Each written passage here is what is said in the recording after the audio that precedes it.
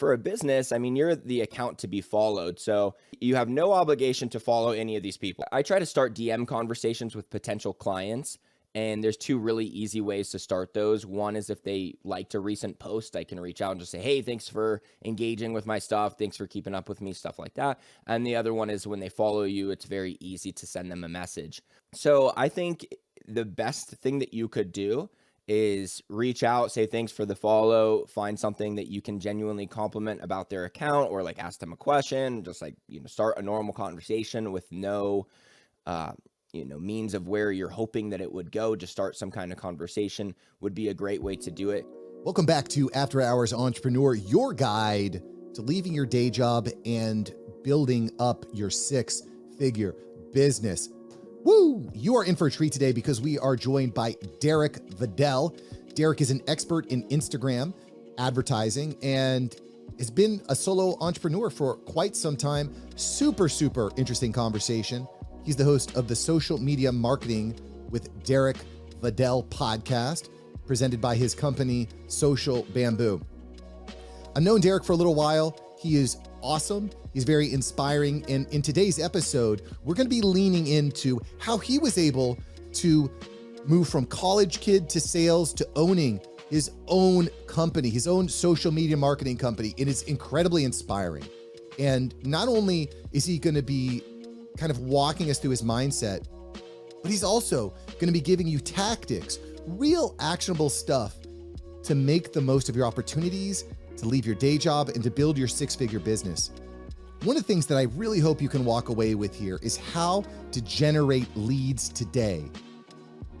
We're entrepreneurs. We need leads now, not 6 months from now. We need leads now so we can make sales. If you're going to have a successful business, you need to make sales. And he has some really good tips on how you can fill up your lead list today. Super good. It's absolutely free too. Listen, learn, take action. You're listening to the best here with the After Hours Entrepreneur. Let's build that business, baby. Let's go. Yo, Derek, what's up? What's up, Mark? Good to be here. Yeah, brother. It's good to reconnect with you. We spent a lot of time in Clubhouse. Are you still active in Clubhouse at all? It's been a while. I think the last time I was in there, I was in a room with you. So, it's been about a year since I've actually participated in a room. I am going to hop in your room tomorrow, though, because when you said that you still had Clubhouse going on, I was like, okay, I liked it. I think it just, it had some kinks. It had some cons, but I think if it's still going, it sounds like you guys have worked out a lot of those, like you're keeping the rooms going. It's not a lot of people talking about whatever, telling their life story. You get right to the value. So I'm going to pop by tomorrow and see how that goes. Yeah, baby. I mean, I've been in the social media game a little while, acquiring clients, producing content, and there's ebbs and flows with these platforms. And when I first got involved with Clubhouse, when you first got involved with Clubhouse, which is a social audio app, kind of like social media, but it's all audio. It was so hot. Everybody was there. All the big names were there.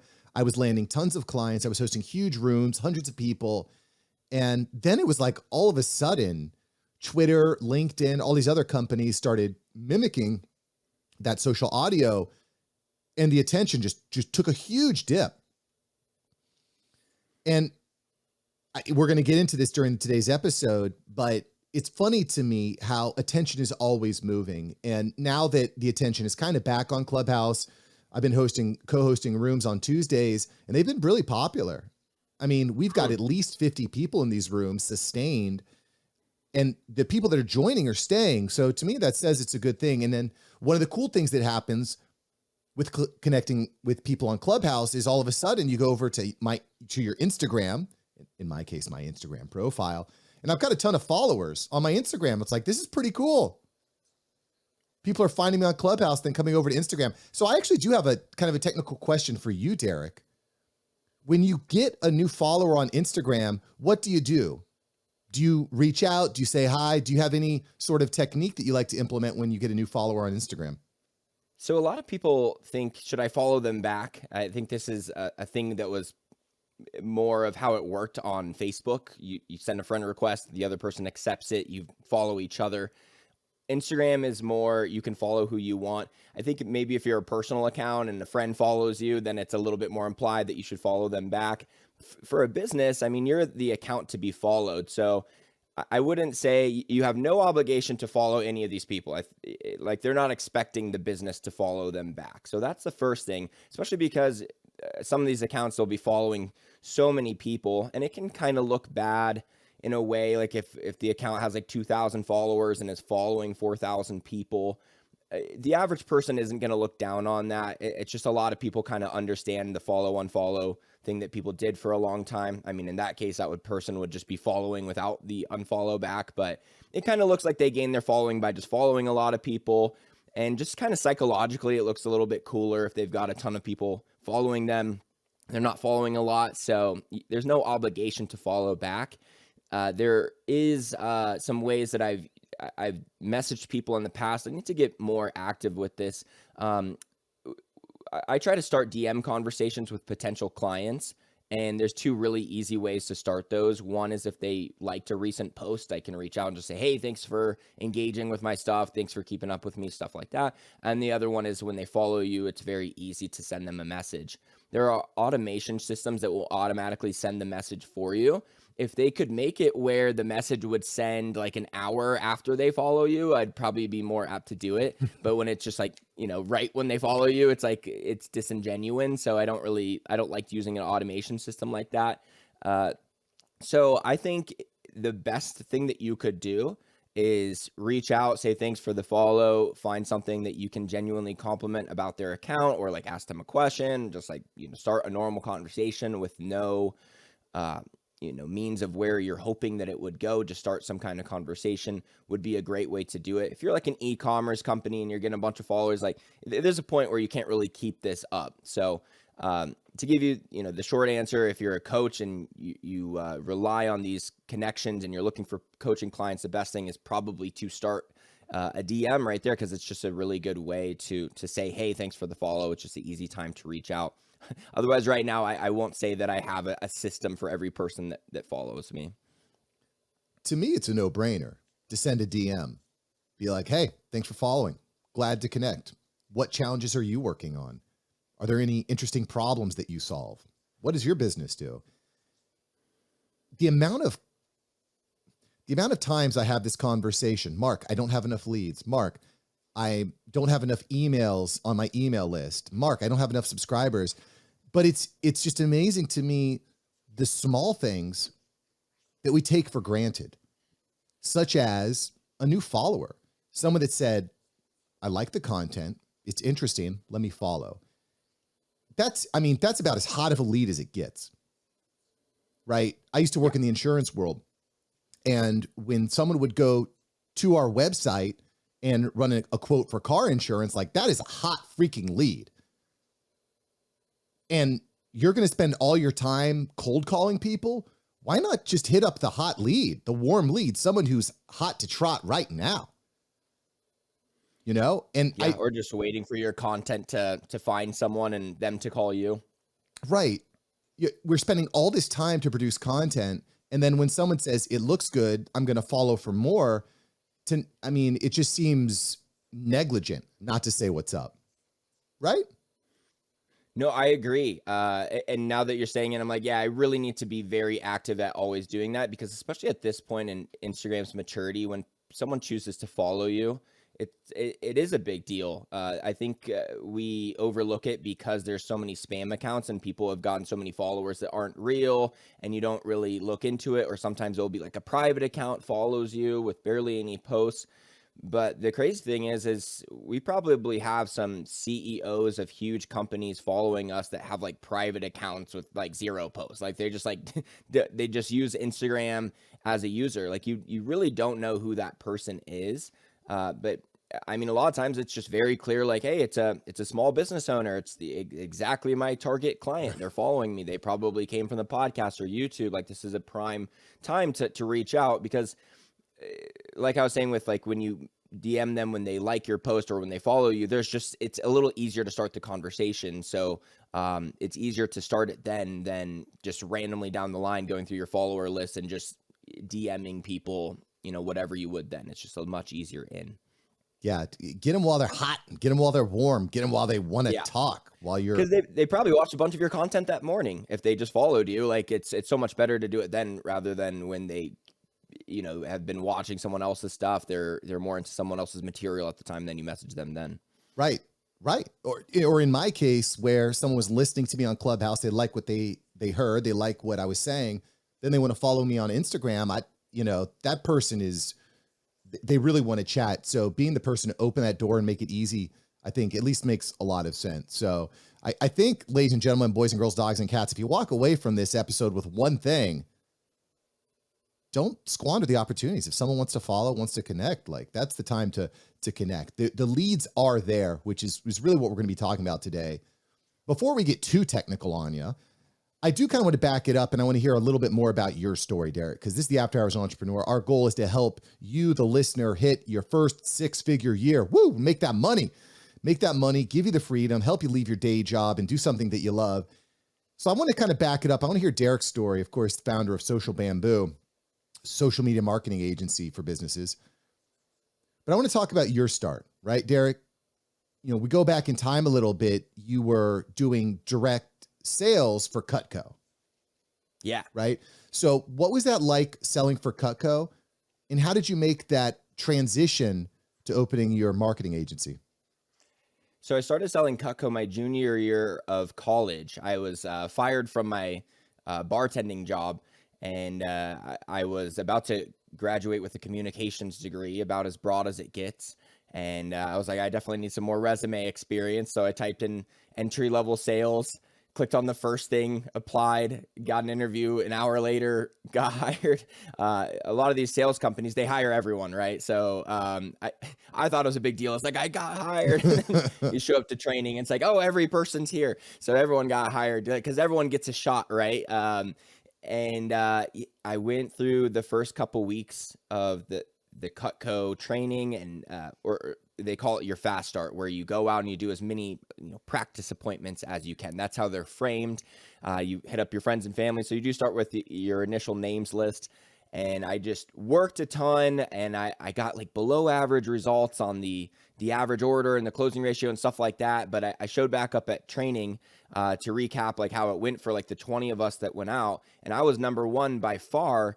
And it was, a lot of people had like really big orders and stuff like that, but they did like 5 appointments. I did like 33 in my first 10 days, and the next number 2 was like at 5. So I was like, wait, what is going on here? And then I started to realize that I have this entrepreneur bug, that as soon as you give me some kind of commission-based challenge that, hey, the more you work, the more you'll make, it just turns on my motivation, and it just got me going. And I couldn't believe that people didn't want to cold call. And I was like, oh, I guess that is like, people hate that actually, but I was really good at it. It was like the thing that I was good at. I was just like calling random person, just matching their tone and getting an appointment scheduled, even if I never met them before, just because I'm like, hey, I'm trying to do this thing for college. Because that's the cool thing when you're in college, like the whole thing's based around like trying to earn a college scholarship.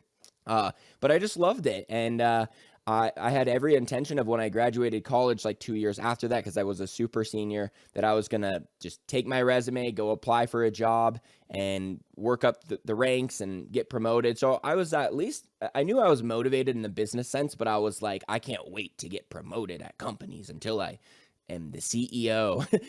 You can't get promoted to that very easily, though. That's usually the founder likes to keep that position in most cases. But yeah, then I graduated and I started applying for jobs, and I was getting a lot of interest. But then once the stipulations of you got to drive the company car and be here at 7:30 and shave your beard came up, I was like, wait, you can't have any control over what I do. So then I was like, oh, I'm an entrepreneur. So then I went full-time Cutco actually for like 5 more years. So I sold Cutco for 7.5 years. It is working for another company, but it's really not, because you're an independent contractor. So you can completely stop working for multiple months, and that would be no reason to fire you. As long as you still sell whenever, then, you still keep your job. So I loved the freedom aspect of it.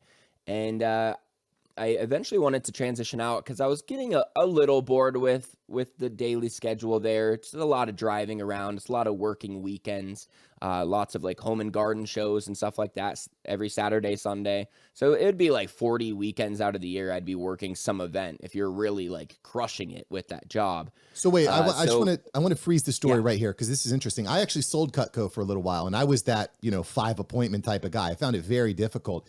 How did you get so many leads into your funnel? How were you getting so many people to talk to you about Cutco selling knives, basically? I had a good amount of friends to hit up their parents. Okay. That gave me the good start. And it made me glad that I was respectful as a child and everything. Otherwise, it would have been a lot harder to get a sales start. I think a lot of realtors find that out later too. They're like, oh, dang, I should have been a dick in college or in high school because would have so many more leads now. So I had a good amount of friends and family to start with. And then we just had a really cool approach where you just say like, yeah, I just need you to write down some friends and family's name to help me out with this scholarship. So I was good at two things, just like making the phone calls and then getting the referrals. And then I was like, the sales I figured out as we went, but the product was good enough that it bailed me out in enough situations. But yeah, I think it was really just that they even discouraged, like, don't call your referrals of people you don't know until you're like a month in, and then we'll call them, like, keep practicing. And I was like, I don't want to practice on my grandma. I already know she's going to buy like 2 knives. I want to like call these people I've never met before. So it was mostly that. It was just not really caring about calling these people I never met. Something in your pitch, I think that's really important is framing the purchase around something that's for the better good, for the greater good. By buying these knives, you're helping me earn a scholarship. You're helping put me through college. This is really important to me. And I think people,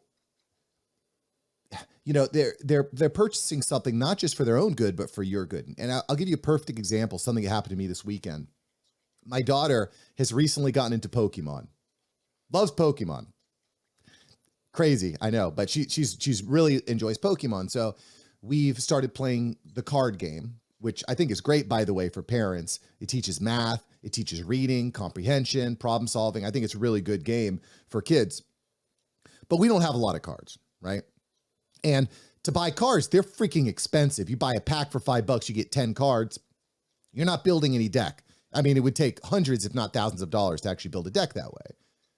What I did is I went to Facebook and I put out a post. Hey, my daughter's into Pokemon. I'm looking to buy a bunch of commons and uncommons. I want to buy a bunch of cards so that I can build decks with my daughter. Nothing fancy. I just want her to get into the game. And a local father reached out and said, this is amazing. You're getting your kid into Pokemon. My kid's into Pokemon. This is great. Come over. I'll give you 1,000 cards for $20. Get over to his house with my daughter. Okay. Not only does he sell us 1,000 of these cards for $20, but he starts saying, oh, you're going to need sleeves. Here's a bunch of sleeves. Oh, you're going to need some rares and mythics. Here's a bunch of rare cards. Oh, you're going to need a bunch of energy cards. He just starts piling. By the time we had left, he'd given us hundreds of dollars of stuff just for $20. And if I had gone in just as, hey, I'm an adult who likes to play Pokemon, sell me your cards, no way I was getting that deal. But because I went in with the context of, hey, my daughter wants to get into Pokemon, I'm bringing up the next generation, he thinks to himself, I'm doing a social good. And your daughter's made up, right? Oh no, she's an actual human being. Trust me, she is real. She is definitely real. Anybody that follows me on Instagram knows she's real because I like to share her as a part of my personal brand. But I just kind of bring that around into context that if you can frame what you do as not just, hey, I'm going to, by buying this, I get to go out and buy booze. This is great. Thank you. But by saying you're actually doing a social good, I think that that's a way of really differentiating yourself in the market. And I think you did that brilliantly by saying, hey, you're putting me through college. Yeah, you really got to have that, especially when you're new. And I mean, as a 21-year-old, you only think kitchen knives are so cool. After a while, when you start using them and you start to get a feel for what people had before, you're like, okay, these are actually amazing. And then you have actual product conviction, and then you can start selling it by other means. So it takes a few years, and then you usually throw out like the goal thermometers and stuff like that. But at the beginning, you especially need if the pitch is so much like, here's my thermometer. If you buy something, you can fill it in. We call it like the Girl Scouts for college kids, but it really is. There's people that make careers out of it and sell it for decades now. So it's become a lot more than just the college opportunity, but that's really how it started. Good launch pad. Uh, The other thing that you had mentioned, Derek, and before we continue with your story, I just want to ask you a little bit more about this. You had mentioned that you were at conferences, you were at events 40 weekends out of the year. How did that come about? Was there a particular event that you started and you're like, wow, this is big time, and just leaned into it? Why were conferences and events so important to your sales business? They're not conferences, actually. It's like home and garden shows or county fairs, farmers markets. We sell Cutco knives at those events. Anywhere people eat, we have a booth. So like quilt shows, people eat there, we found out. So yeah, we had booths everywhere. That was just kind of what we say. They'd be like, why are you at the gun show? We'd be like, oh, we heard people eat here. So like we could just post up anywhere and sell our knives pretty well. At the malls, we'd have kiosks. So yeah, there's conferences, but only like 4 a year, like business conferences. Were like 4 a year. But yeah, these are sales events. But you knew that your market would be there, and they would be listening. So you said, hey, we'll set up a booth and we're going to go for it. Was there any way that, and the reason I ask this selfishly is I'm going to be hosting a couple podcast booths at some large events this month. What recommendation would you give for me? I'm going to be setting up a booth, promoting my products and services. What should I do to make sure that I'm getting the most out of that event? Just have some kind of process to bring people through and have some kind of lead collection. Just like have some kind of goal for what you're trying to get to with each client. If you just kind of chill there and just have conversations, it's gonna, you're not gonna get a lot of ROI out of it. So have some kind of, if you're selling something, there should be a booth special. Even if it's a special you sell all the time, it's only available today at the show. There's no, do you have a card? There's no dealing with the stuff later, right? So like, if they're like, do you have a card? You have to have a response for that too. It would be like if you do have a business card, you can give them that, but then maybe collect their information as well. Like, oh yeah, and then if you want to fill this out, or maybe you connect with them on Instagram right there. Tell me briefly, what's the main goal of the booth? Well, so there's 2 goals. Okay. One goal is to get more people to listen to my podcast, After Hours Entrepreneur, which we're on right now. I want to make sure that people are listening to Derek and getting the best stuff from Derek, right? So that's one. And then 2, I want to bring more clients into my production business. I want more clients buying podcast production services. So those are the 2 primary goals that I have. How many, what event is this? How many people are falling into one of these 2 categories? Great question. There's 2 events, both at a local university. There's an innovation center for entrepreneurship called the Savant Center over at NSU, Nova Southeastern University. The first event is for business and innovation in space. There's estimated to be about 200 to 300 people there. The second event is for local entrepreneurship. It's all entrepreneurship and innovation locally. And we're expecting to have 500 people at that event. So the second one sounds like it will be almost everyone there is one of those 2 things. Is basically my ideal client. Yeah. It's okay. Pretty perfect. Got it. And do you have a free resource? I do. It's probably not the best. It's something that I probably need to work on, but I do have a free resource. Go to my landing page on my website, above the fold. You can get a free podcast launch kit. Okay. So if you sign up people there, like under that premise, so you have some kind of lead collection means, right? So it can be that, just seeing what kind of, assets you have that you could have like some kind of reason people sign up.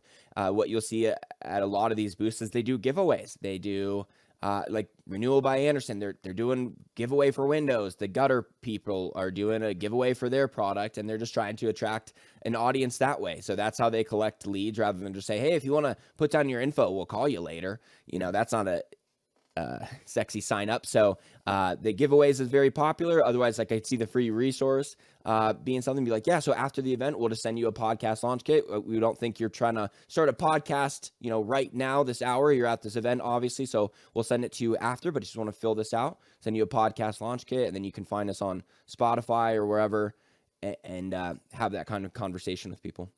That makes sense. I definitely think, at least for me, collecting as much contact info as possible and then sending a follow-up the day after, say, hey, let's hop on a free call. Let's talk. Yeah. That to me makes sense. I like that special giveaway too, that sense of urgency. Hey, you got a giveaway. It's going on here, exclusive just for you. Yeah. Take it. Smart. Very smart.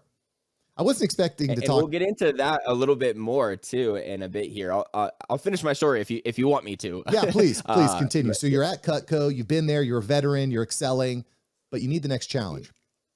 Yeah, need the next challenge. And I'm working at the mall kiosk, like I mentioned, and I'm just watching the mall traffic just dwindle down every year going to Amazon. And I was like, I got to get a piece of this online marketing. So I actually ran into a podcast called The Amazing Seller. It talked about Amazon FBA. So that was my first, big move into the online marketing space, was selling products on Amazon. And then just started building a brand around that entire market. We had an original invention too. Briefly, is an aquarium smart feeder, a way to feed your fish with an app and like the Amazon Echo. And ultimately, it just didn't solve that big of a problem because your fish don't die if you don't feed them for like 5 days.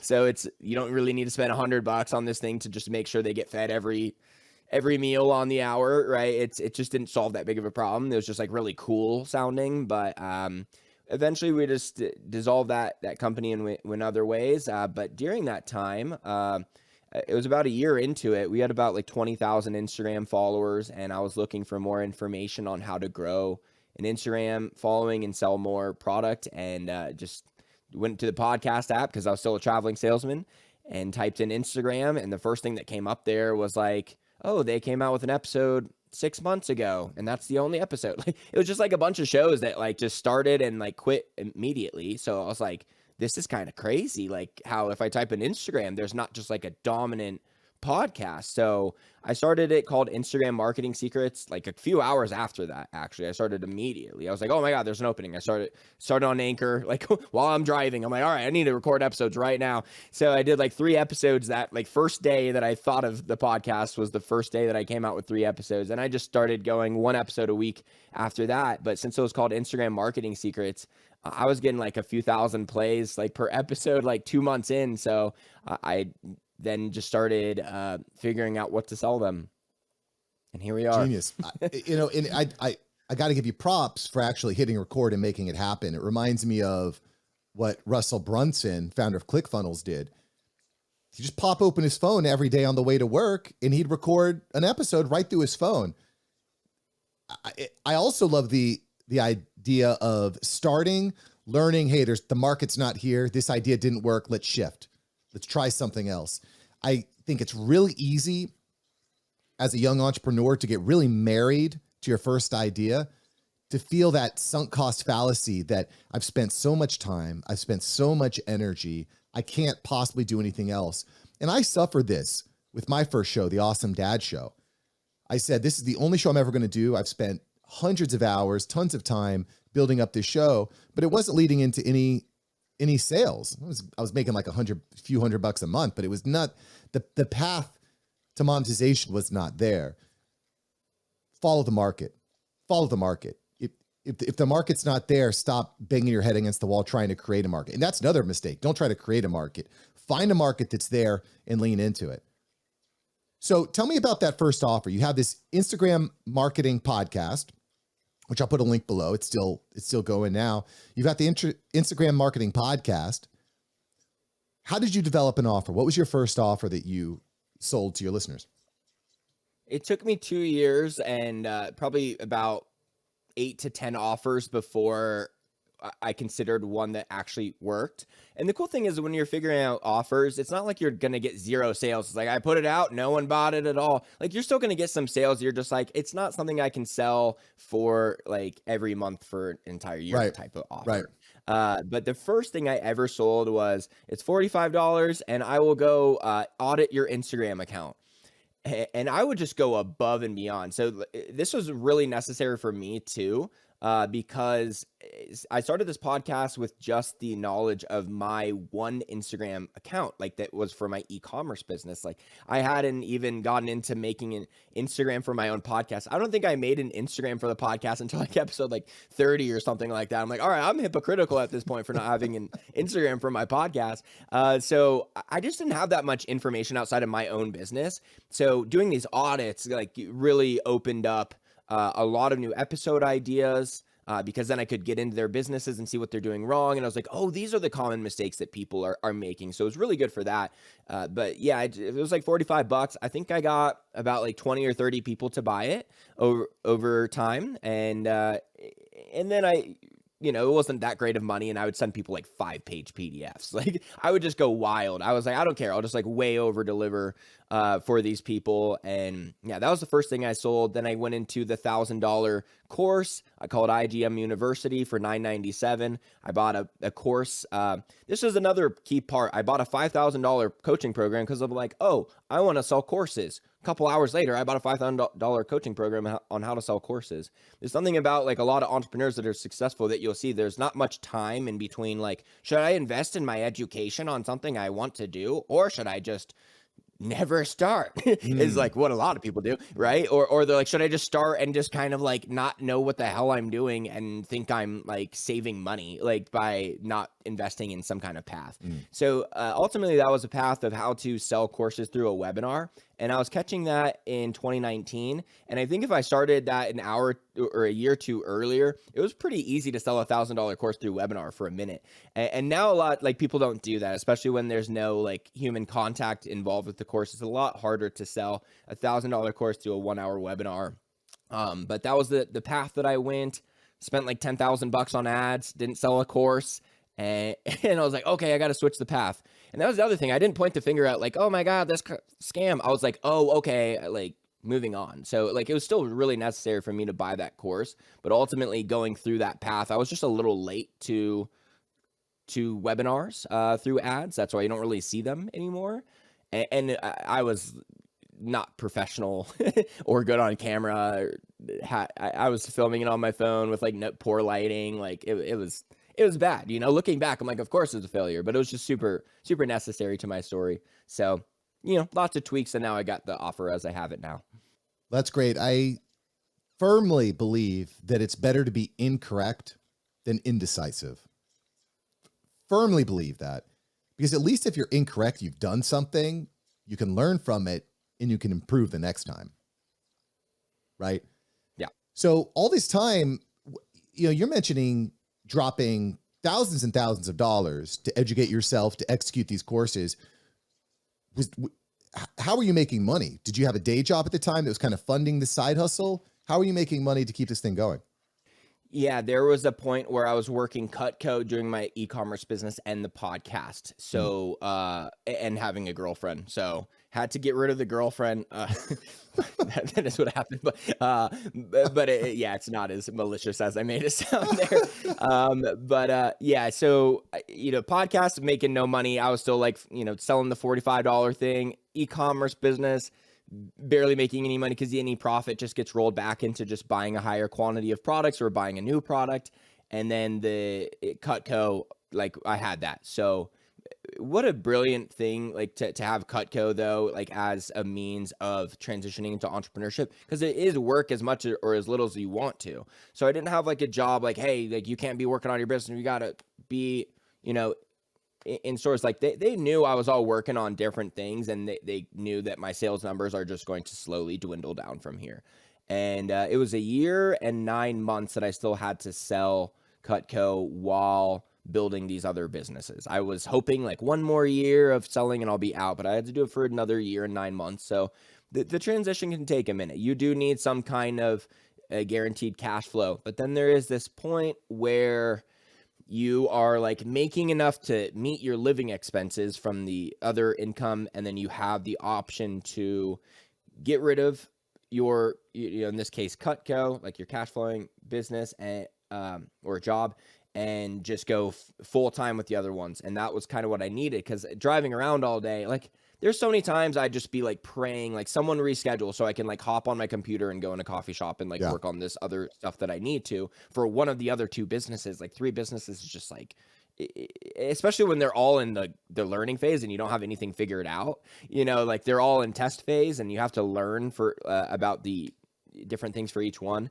So there was a point where I said, all right, I'm going to go back to basically living like a college kid until these businesses make more money, but I just need to be full time as an entrepreneur.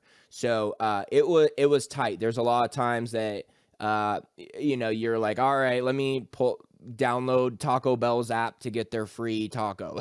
Like you gotta be like creative with money a bit. But ultimately I was like, when it came down to be broke and do the job you want, or make 6 figures a year with Cutco and not like it, it was just an obvious decision to me. So that's like, it's really hard to do that. So I was like, in my last year at Cutco, I made like 110 grand, and I was going to make way more the next year, just like if I kept going. But I was like, I don't care. Like, let's go back to making 20K and figuring it out. So it's a hard transitional period, and a lot of people take longer. They wait until the income completely supplements their other job. I just waited until it covered my life expenses, and then I transitioned out, just because I kind of wanted to make myself have to figure it out. Yeah, good for you. Good for you. Because until you really commit, it's impossible, I think, to grow it to the point that you need it to go. I know when I left my day job to focus on my podcast agency, it was this very scary time. I wouldn't say very scary time, because I already had a pretty decent book and I had the income streams.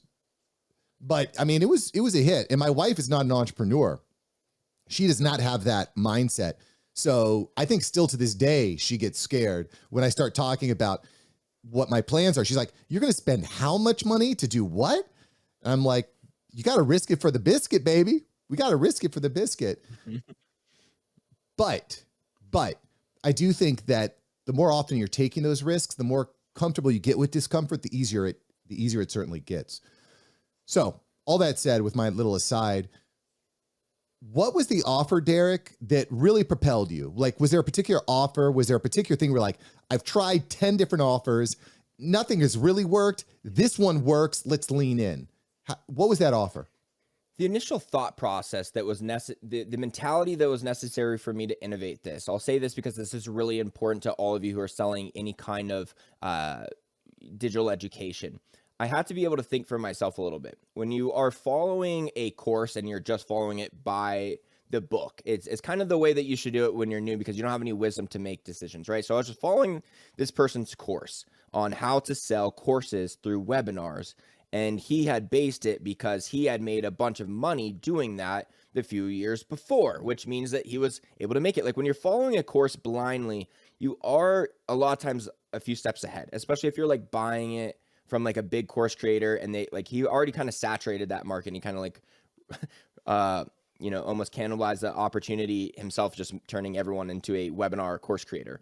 But then I kind of was able to take a step back and say, okay, like my main client is honestly someone a lot like me. They're like a newer entrepreneur. And like I've bought a lot of these video courses, and a lot of them I regret, not because the material, because I didn't open them, or like I didn't even really know why I bought it. It was just like on sale, and then I don't even know how to get access into them anymore. Or some of them that I would buy, I would not really know how to apply it exactly, right? The real problem, if you don't start from like, all right, how can I solve a problem? Then your offer is not going to be right. So what I realized is like the problem in the educational business, because the main thing I teach is how to run Facebook and Instagram ads. There's a lot of other courses that do that. Like, how can I be different? And the thing that you don't get from these like 7-figure a month course sellers is the ability to talk to them, right? You buy a course and then you might talk to their assistant, like, and that'd be the extent of it. And there's just so much room for error. And I realized that too from selling just people video courses. They'd go through, you'd be like, hey, these are my ads. What do you think? I'd be like, turn them off and get on a phone call with me right now.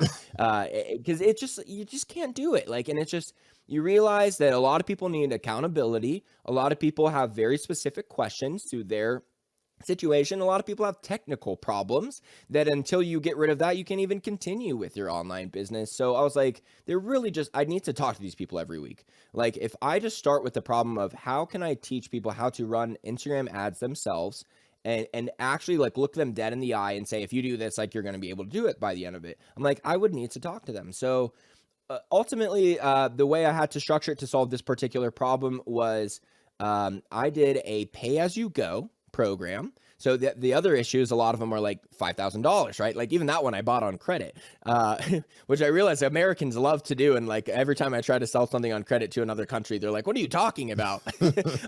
So just a quick point there to Americans. Yeah, it's a lot of money up front, right? A lot of people don't want to do that because they've been burned by a course creator in the past, and then they don't get to talk to them and they didn't get results. Like that path has been broken for a lot of people. Whether my info is going to be better or not doesn't really matter. They already have that notion about courses in their mind. So what I started doing is it's pay as you go, cancel anytime. So I could like phrase it to people where, hey, I don't want you to spend like $5,000 up front and you not like my coaching. I want to make sure you love it. So like if you just want to try a month, it's this much per month, cancel anytime. And then you go through the material, and then once a week we meet up and go over your work. And what that did is largely for people, and they don't even know that this is why they're buying it on the front end, but like after they realize I get so much more done in my business because I'm not going to show up to that weekly call with nothing done, right? So it worked a lot better for like, I base it around the problem. Like, what's the problem? They don't do the course. Okay, whose fault is that? Well, you could say it's their fault. They bought it from me. They didn't open it. Tough luck. Or you could say, I'll take some responsibility here. How can I make sure that people who buy my stuff also get results? Like what? So I really just reverse engineered the offer from the problem, and that's how I found it. If you start off like, I want to make a $9.97 course, how many worksheets is that, you think? You're not going to come up with an actual solution. You're just going to come up with like information for like an amount of money, and you won't really know how to sell it. I love that. I can't tell you how important I think that is. The amount of people that, like you said, buy a course but don't complete it. That's a problem because they're walking away feeling unfulfilled. They still have the same problem. They invested in you. They paid you, but their problem is not solved. That's very much a long-term problem for a business. In short term, it's great, right? Because you're just cashing the checks. But when that person's ready to take their business to the next level, they're ready to take their Instagram to the next level, they're not going to come because they didn't get the result the first time. I also really like that point, Derek, about kind of trimming stuff down, making stuff easier. When I started doing podcast launches for people, I would send a brand guide that was like 10 pages long. I'm like, fill out all these answers to all these questions. And in retrospect, I'm looking at, this is completely overwhelming. It was so much. And I've trimmed that down to about a page and a half now. Something that's like, I can sit down in 20 minutes and just do it, right? I think that that's really important. Great writing, it's the same thing with great writing. Less is more. Growing up in high school, in college, in middle school, it's write 10 pages on a topic. But in the real world, it's not write 10 pages on a topic. It's how can you write something compelling in half a page? Less is more, baby. Yeah. Great writing is write something out, cut it in half, then cut it in half again, and anyway, I think that that's really, really prudent to any business owner out there, to anyone who's looking to take their business to the 6-figure mark. How can you give more with less? It's everything. All right. So we've spent basically this entire episode, Derek, talking about how you built your business.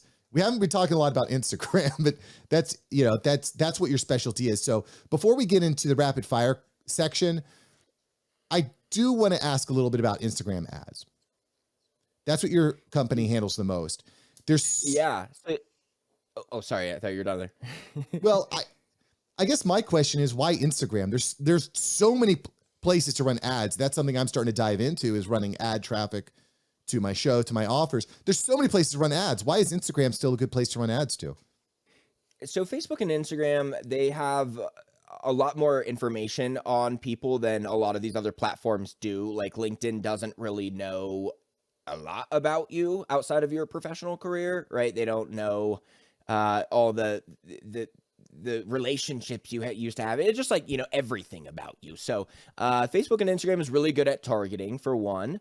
And then it's where like everyone is, right? So like on the business side, like everyone has one. So I'm not like Pinterest ads, like step one, start a Pinterest, right? So like I don't have to go as far back with people. And it is like what I figured out on how to do. But I think for most businesses can find some way to run profitable Facebook and Instagram ads, like LinkedIn and Pinterest and stuff like that. I'm not an expert, for one, so that already rules it out as something I would do. But they're B2B businesses is like probably for LinkedIn, like very niche businesses, like art business and stuff, or like Pinterest. So Instagram and Facebook like apply to everyone, would be the short answer to that.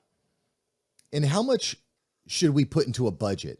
If we're saying, okay, I've got an offer, it's making a little bit of money, this works, because you need to have an offer. In my opinion, you shouldn't start running ads until you actually know that you can make money on the back end, right? So absolutely, assuming that you have an offer that, okay, this is working, it's making some money, now I want to pour some ad traffic into it. What kind of budget what's the minimum budget that we need in order to actually have a successful campaign?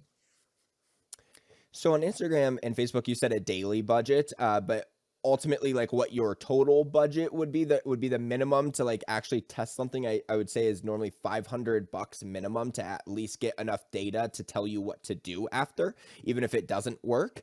It would be 500 per month.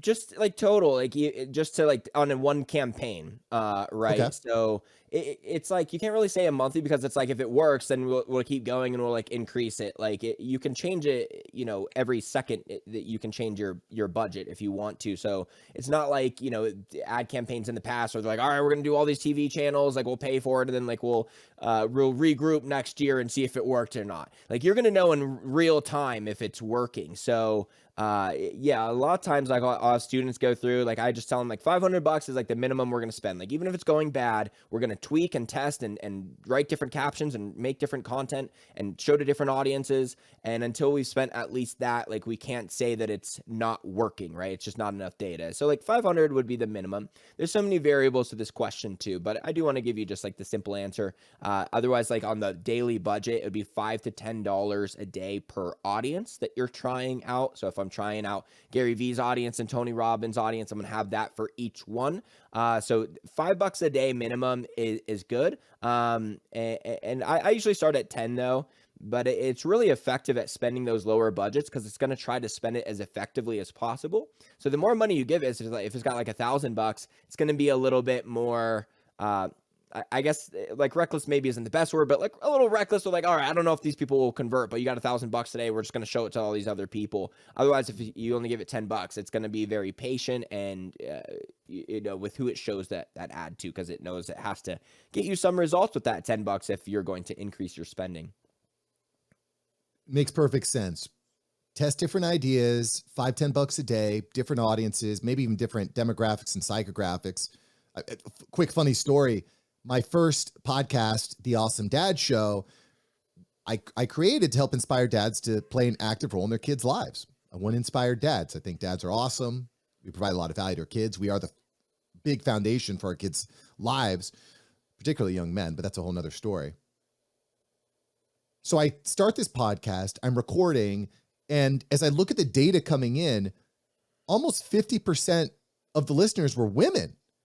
And I was like, this is crazy. I made this show specifically for dads, and I've got half of the listeners are women. So anyway, the point of that story is that we don't want to get married to our assumptions, I think. And I think that's probably particularly true with ads, right? Make some hypotheses, test. And to your point, $5-10 a day is kind of where you want to at least start. You don't want to go lower than that for running your tests. So Derek, before we get into the rapid fire section, where's the best place for people to find you? On Instagram, you can find out whatever I got going on at the time. That's going to be the best place to keep up with me. So it's at Social Bamboo with an underscore at the end.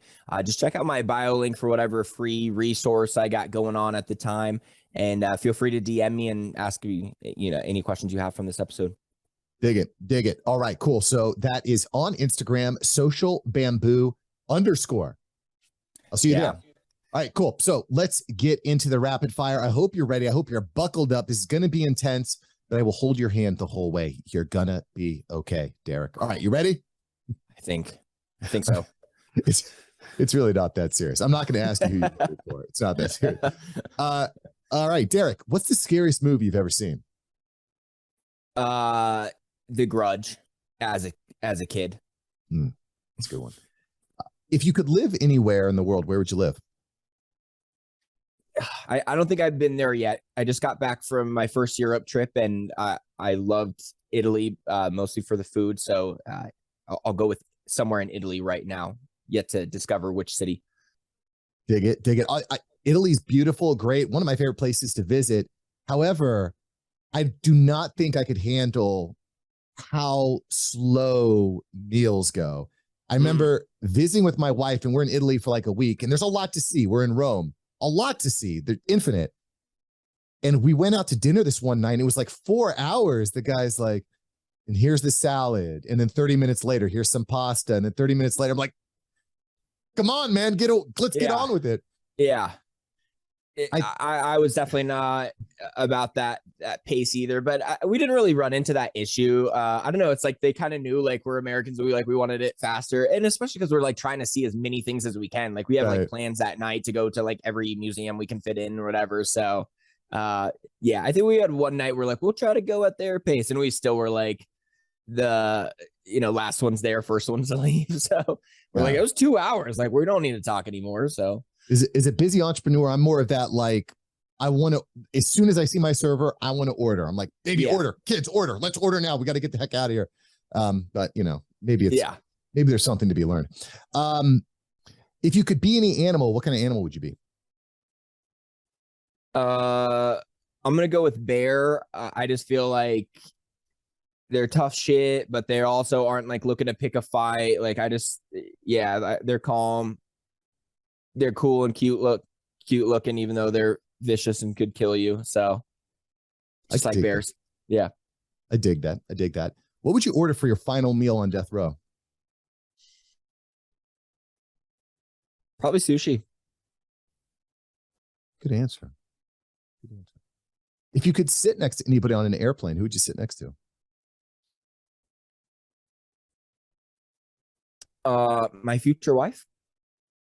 Ooh. If I could just end up meet her on the plane. I mean, that would be the ideal scenario.